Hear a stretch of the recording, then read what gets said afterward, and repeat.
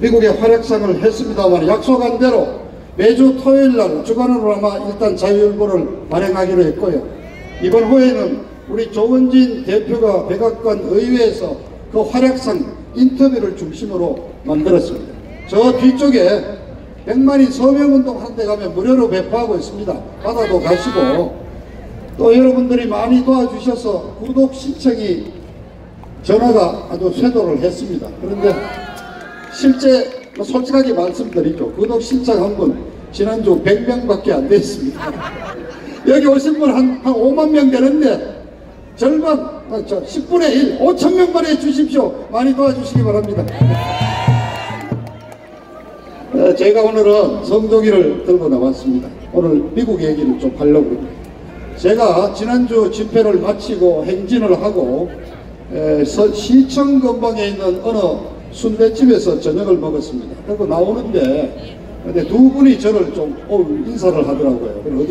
어디서 오셨냐니까 서울역 집회 마치고 광화문 집회하고 밥을 먹으러 왔는데 저를 봤다고. 어디에서 오셨냐니까 저 부여에서 오셨대요. 아마 여기도 오셨을 건데요. 두 분이 오셨는데 저보고 연설을 잘 듣고 있는데 박 의원님 뭐 좀 희망적인 얘기가 없습니까? 아마 솔직한 얘기일 겁니다. 매일 토요일 여러분들 나오시면서도 정말 태극기를 들고 외치고 무죄 석방을 외치는데도 뭐 이루어지는 일은 없고 솔직한 얘기로 좀 힘이 빠지실 거 아닙니까? 똑같은 심정이죠. 그래서 저는 오늘 좀 희망적인 말씀을 드리려고, 제가 여러 차례 문재인 정권 이거 훅 한 방에 날아간다고 그랬는데 그게 제가 쉽게 하는 말이 아니라 사실에 바탕을 한 얘기라는 말씀을 좀 드리려고 합니다. 자, 우선 전제로 신문에 우리 언론에서 도저히 알 수 없는 사실 몇 가지 얘기하겠습니다. 자, 핵무기를 만들어서 장난을 치는 저 북한 김정은이 저 패거리들을 미국은 지금 어떻게 보고 있을까요? 자, 올해 작년이죠. 문재인 정부 들어서서 작년 18개월 동안에 미사일 실험을 여러분 놀라지 마십시오. 무려 11차례 했습니다. 그 중에 실패도 있었고 크루즈 미사일, 순항 미사일 실험도 2차례 있고 해서 그거는 크게 보도가 안 됐지만은 1000km 이상을 나르는 ICBM급 미사일 실험이 5번 성공했습니다. 근데 홍해상에 떨어진 그 파편을 미국 해군이 전부 수거를 해서 조사를 했더니 주요 부품이 거의 대부분 메이드 인 차이나입니다. 그 다음에 시진핑이가 등장한 13년 이후로 북한이 3차, 4차, 5차, 6차 4번의 핵폭탄 실험을 했습니다. 이제 핵실험은 끝났습니다. 자, 뭐를 말합니까 이걸로?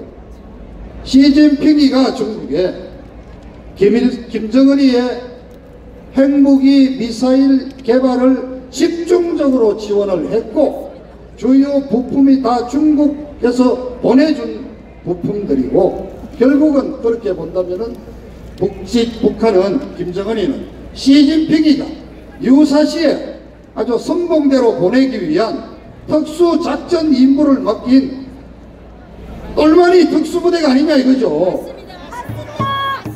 이게 결코 정은이하고 재인이가 만나가 우리끼리 어쩌고 하는 남북 간 우리끼리의 문제가 아닌 것입니다. 자, 두 번째, 한미동맹 지금 어떤 상태입니까? 지난 70년간 우리나라를 지켜온 안보의 주축인 한미동맹 거의 깨지게 되어 있지 않습니까? 방금 우리 조 대표님 말씀 들었죠. 오죽하면 이제 앞으로 모든 거는 미국의 어프로벌 승인을 받고 해라. 내 허락 받지 않고 하지 마라. 한마디로 트럼프 대통령이 문재인에게 동작 그만 딱 외친 겁니다. 한미동맹 지금 깨지기 직전에서. 자, 세 번째, 작년 11월 29일 마지막으로 얘들이 미국까지 날아갈 수 있는 ICBM급 미사일 화성 16호를 발사를 했습니다.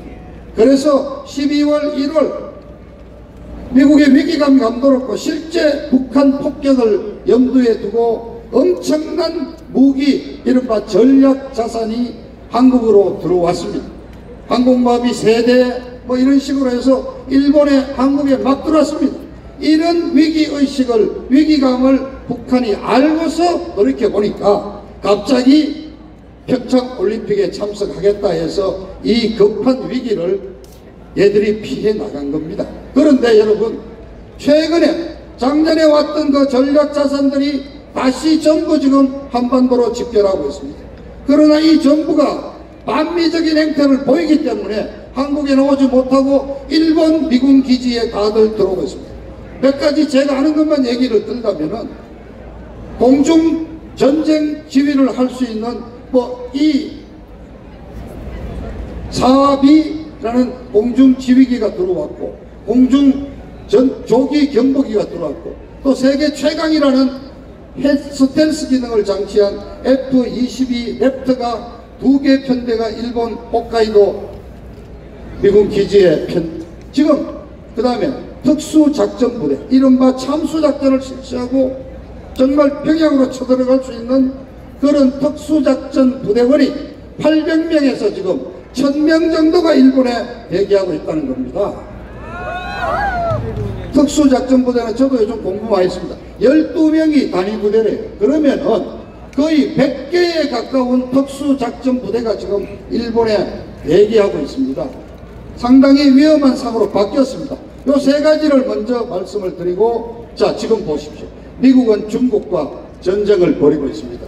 하나는 무역전쟁이고 하나는 동중국해, 남중국해에서 해상 운송로를 확보하기 위한 전쟁이 지금 벌어지고 있습니다.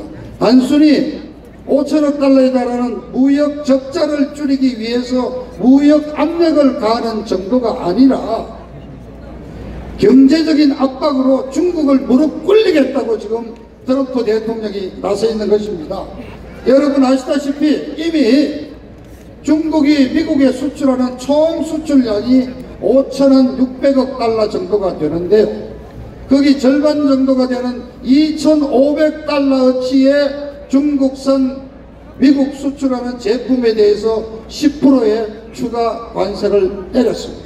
그런데 이게 중국이 말을 듣지 않는다면 내년 1월자로는 전 나머지 2,500억 제품에 대해서도 추가 관세 25%를 때리겠다고 이미 언명을 해놨습니다. 그리고 바로 다음 주일에 환율 조작국 지정하는 기간이 다음 주입니다. 아마 이번에 중국이 환율 조작국으로 지정이 되면은 중국 경제는 중국 우선 정권시장에 우선 내려앉고요.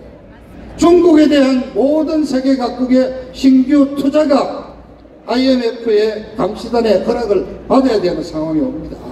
지금 중국 경제 내려앉기 지금 직전입니다. 그 여파가 한 2달 좀 있어야 나온다니까 전문가들은 빠르면은 11월쯤 되면은 중국이 이제 정권시장이 흔들리고 위안화가 막 값이 위안화 가치가 떨어지고 달러 가치는 폭등하고 중국 경제가 심각한 상황에 빠질 거라고 얘기합니다. 자, 동진아해, 남중국해, 거기에는 과거 일본과 영주권을 벌이던 센가쿠 열도를 중심으로 일본과 지금 부딪히고 있죠. 그 밑에 파라셀 군도에서는 필리핀과 붙어 있죠. 그 밑에 이른바 남사군도에서는 베트남과 중국이 좀 부딪혀 있습니다. 우리는 지금 몰랐죠. 그 지금 동진아해에 미국 함정과 일본 함정, 중국 함정이 정말 첨예하게 지금 대립하고 있고, 그뿐만 아니라 영국 해군도 참여를 했고 호주 해군도 참여를 해서 영국과 호주 해군이 미국 태평양 함대 사령부에 배속이 돼서 미군 지휘를 받으면서 지금 아주 엄청난 긴장 상태가 벌어지고 있습니다. 한 열흘 전에는 미군 군함과 중국 군함이 40m까지 충돌 직전까지 갔던 상태가 있었습니다. 그래서 저는 제가 시간이 얼마 남지 않았다고 드리는 말씀, 지금 트럼프가 벌이고 있는 이 미중국과의 전쟁이 단순한 전쟁이 아니라 세계 넘버1이 세계 도전하는 세계 넘버2를 정말 무릎 꿇려 가지고 완전히 죽여놓겠다는 아주 중장기적인 전쟁이라는 말씀을 드리는 겁니다. 자, 이런 전쟁에서 중국이 무릎을 꿇는 사태가 오면은 그 불똥이 어디로 튑니까? 그래서 제가 첫 번째 말씀드렸죠. 북한 김정은이는 시진핑이가 준 행복이 몇 개 가지고 불장난하는 앞에 선봉 바람잡이라고 바로 김정은 체제가 변동이 올 거라고 저는 생각을 합니다. 그러면 김정은 체제가 무너지면은 그 다음에 따라가는 누구죠? 우리 문재인입니다. 문재인. 여기 북한에 올인한 것입니다. 김정은 북한의 급변 사태가 오면은 어떻게 될까요? 그것이 내 하루는 많습니다. 아까 세 번째 제가 말씀드렸죠. 정말 일본에 집결하고 있는 그 전략 자산을 전개를 해서 북한으로 쳐들어갈 수도 있는 겁니다. 두 번째는 우리 인지현 대변인께서도 미리 말씀했지만은 사람을 바꾸는 레짐 체인지 또는 요즘 쉽게 아예 맨 체인지라 그래요. 김정은이 바꾸고 마음에 드는 중국 장군 하나 데려다 놓으면 되는 거 아닌가.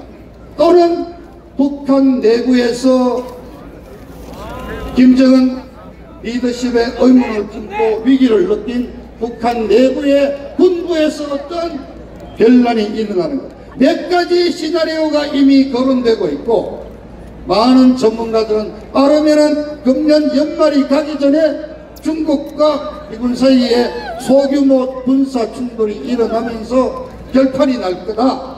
늦어도 내년 상반기에는 중국과 북한에서 어떤 급작한 어떤 정세 변화가 일어날 거라고 예견을 합니다. 그래서 제가 말씀드립니다. 길지 않았습니다. 북한의 어떤 변동이 오면서 남한의 주사파 정권은 어떻게인가 정리가 됩니다. 어떻게 우리가 정리해야 될지, 어떻게 우리가 그걸 대비해야 될지, 그런데 정권을 담당할 수 있는 박근혜 대통령을 모시고 정권을 담당할 수 있는 정말 제대로 된 보수 정권을 어떻게 만들 것인지, 이런 점에 관해서는 또 제가 다음번